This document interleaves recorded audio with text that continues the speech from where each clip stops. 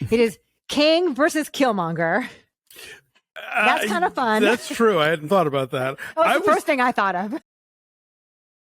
Michael B. Jordan makes his directorial debut with Creed 3. Pretty ambitious for his first big movie to make a Rocky movie and direct himself in front of the camera and all that. Alonso, please tell us about it. I'm coming for it all. He's not going to stop. Then you make him. Yeah, so this is the return of Adonis Creed. We begin with him basically winning what he says is going to be his last bout and happily retiring to spend time with Bianca, with their lovely daughter. But there are ghosts in his past that have not really been dealt with. He doesn't like to talk about it. He doesn't like to deal with it. But this guy that he ran with back in the day, Damien, a.k.a. Dame, shows up, having gotten out of prison after 18 years, played by Jonathan Majors. And he wants a shot at the heavyweight championship, even though he has never boxed professionally. But we get some flashbacks. We see that as kids, Damien was a Golden Gloves champion. Creed was, young Adonis was his like best friend and kind of corner man, handled his equipment for him and stuff. And then an incident occurred in which Dame kind of took the fall and Adonis ran off. And he has been haunted by that ever since. And so now with the reappearance of Dame, it kind of unlocks a lot of guilt and shame from the past. And ultimately, as you know from the trailer, these two are going to wind up going head to head in the ring to sort of expiate the sins of the past. This is a really entertainingly put together film. I had a really great time watching it. It's in thinking about it afterwards that I started kind of poking some holes in it. Dame is so barely a character that because he is a metaphor. He is a metaphor for all the stuff in Adonis's life that he hasn't addressed, that he hasn't dealt with. He is this like walking manifestation of all of Adonis's sort of, childhood trauma, of the stuff that he suffered when he was in foster care, his guilt and his shame about, how he has succeeded while, Dame went to jail. As talented as Jonathan Majors is, and it is kind of cool to see like two of the finest actors of our generation, like facing off in a boxing movie. It'd be like if De Niro had boxed Al Pacino in Raging Bull or something. That part of it is really cool. And I think, there's so much that's really interesting here, but ultimately I think Dame comes off more of an idea than as a person. And there are related plots regarding like how Adonis's silence about his feelings is sort of bleeding into the way that his daughter will resolve problems with her fists rather than with her words. That gets raised and then dropped. He's biting off a lot here. There are some very impressive visual choices and kind of ideas about how to present a boxing match and what it means that Jordan is tackling really well here. And I want to see him continue as a filmmaker. I think the writing doesn't quite back it up all the way. Ryan Coogler has a story credit, and there's a lot of Cooglers in the credits. Like his brother Keenan Coogler is one of the screenwriters. Yeah. Right. And then there's also a producer who's a Coogler. There's like, it's Cooglers in the morning, Cooglers in the evening, Cooglers at supper time. Yes. But yeah, I liked it. The further away from it that I get, the more I think about it, the more I think that it doesn't quite pull off everything that it wants to do. I loved it. It's excellent. I think it does pull it all off. My main complaint is that it takes a little bit of time to get going because it begins with this flashback to LA when they're kids in 2002. But then there's like this really beautifully precise match cut that jumps us ahead 15 years. And I was like, yes, that was nice. Nicely done. My complaint is just that it takes too long to get going.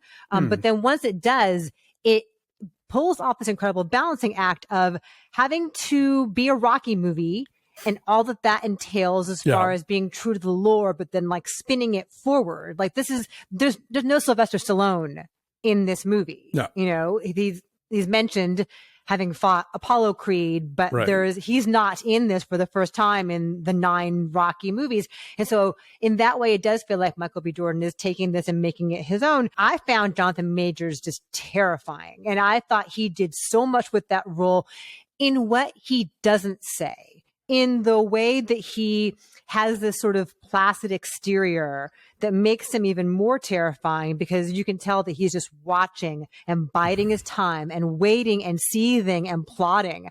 And just the choices that he and Michael B. Jordan both make to like withhold stuff strategically, I found to be quite tense. There's the scene where they first reunite and they have this very awkward dinner with each other.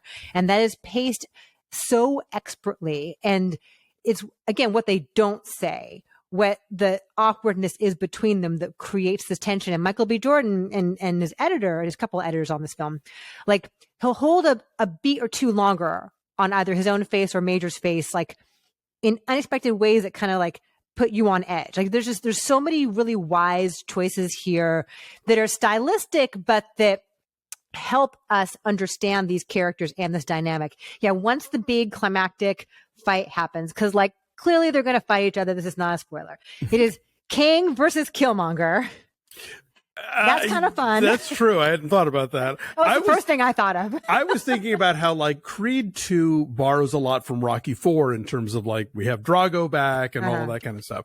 And this one to me, I think is borrowing a lot from Rocky 3 with Dame sort of standing in for Clubber Lang, the Mr. T boxer. This notion that boxing is the sweet science, but then you get these guys in there who are just like brute force. Yes. You know, and raw that's power. Exactly. Yeah. And that's what Dame represents. And he's, you know, a little bit of a cheater, you know, but he's just like brutally, you know, strong and like, you know, has this determination. And it's an idea of like, how do you then sort of outwit and outmaneuver somebody like that if you can't match them head on in terms of just sheer, you know, strength and brutality. Majors is acting the hell out of it. And he and Jordan, you're right, they do have great scenes together, but like, I don't feel like we ever circle back to the thing with the daughter, you know, like at the end of the movie, literally, like it's still about, you know, it's kind of setting up the idea that 15 years from now, we're going to get a new version of the Creed movies where Amara Creed. Exactly. Where she's a boxer because, you know, why not? And, you know, there's this idea about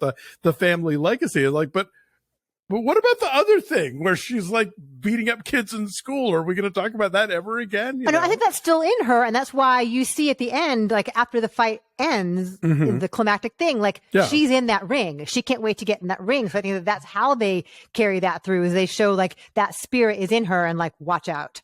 And that's when I mentioned the actress, Mila Davis Kent, is a young deaf actress. This is her first big role. She's terrific. Great. Cause she's got to hold her own opposite like Michael B. Jordan and Tessa Thompson and Phylicia Rashad. And she's got this spark to her. That's great. Tessa Thompson really grounds this quite a bit. Always, it's such a masculine movie and so powerful. And she brings like an earthy power of her own and is totally his equal in a lot of ways. I love the production design and the costume design. And I love the way he has chosen to express himself through this very specific kind of elegant, understated wealth. It's all like minimalist and it's all creamy neutrals. And that is the person he wants to exude to the world, a peaceful, tranquil image of wealth in the Hollywood Hills. A Ralph Lauren model. It's about, he drives, at some point we drive down the Sunset and he sees a giant billboard of himself. And it's like, probably there is a Michael B. Jordan billboard in Ralph Lauren suit, and if not, right? there should be. No, I thought there's so many smart choices. I don't want to say what happens during the climactic fight, but there's a choice that he makes that I found breathtaking. Yes, no, I join you in admiring that. It's an impressive directorial debut, and I do hope he continues at it. Also, montage. Even Rocky had a montage. We have multiple training montages here. So this movie gives the people what they want in that regard. A lot of shirtless running on the beach, through the streets, up the hills. But he finds some clever ways into the training montages as well. Dragging things. Yes. Dragging really heavy things. Anyway, I'm saying 8.9. I love this. Wow. You've talked me up to a 7. So I will say 7. I'm so good. I think there's a lot to like here, and I do admire what Jordan is bringing to the table. I wish the script were, you know, the scotch stronger, but yes, I think for the most part, as our dear friend would say, it does what it says on the package. It is a Rocky / Creed movie, and it gives you all the things that you want from that.